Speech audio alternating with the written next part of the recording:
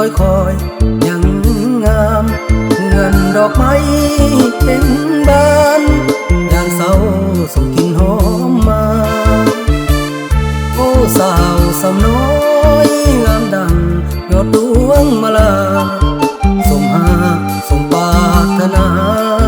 ได้กว่าถ้าหากมีบุญหัวใจอ้ายเต้นมาเห็นผู้สาวรุ่นน้อยรูปทรงสวยงามบ่น้อยมักจอยเมื่อได้พบเห็นเหมือนดังเทวานั้นเป็นผู้ปั้นเนื้อเย็นอ้ายนี้คิดอยากจะเป็นแฟนน้องได้บ่คนงามสาวสำน้อยเป็นแฟนอ้ายได้บ่น้อถ้าดองเท่าใดบ่ต่อบอกแม่และพ่อมาขอทันทีหากน้องตกลงอ้ายคงดีใจดีนอนตายตาหลับเมื่อศาสตร์นี้ถ้าได้คนดีนั้นมาเป็นเมียจะบอกให้เสียถ้าได้เมียเป็นสาวสำน้อยเรียกงานนาหรือว่าตัวคอยได้เมียสำน้อยก่อนจะหาแพง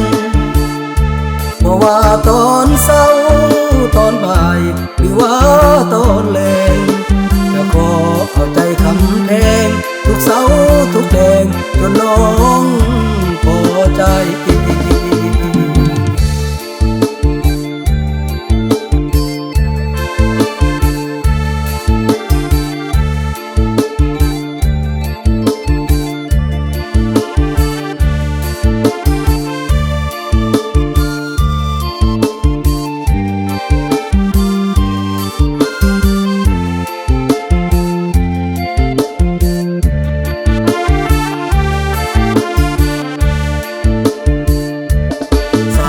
สำน้อย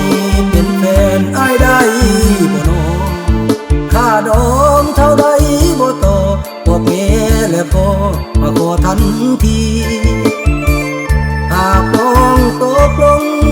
อ้ายคงดีใจอีหลีตอนตายถ้าหลับแล้วศาสตร์นี้ถ้าได้คนดีนั้นมาเป็นเมีย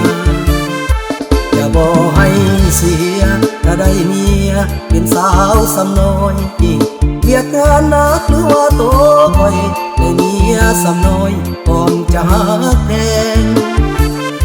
บอกว่าตอนเศร้าตอนบ่ายหรือว่าตอนแลงจะขอเอาใจทำแพงทุกเศร้าทุกแรงจนน้องพอใจ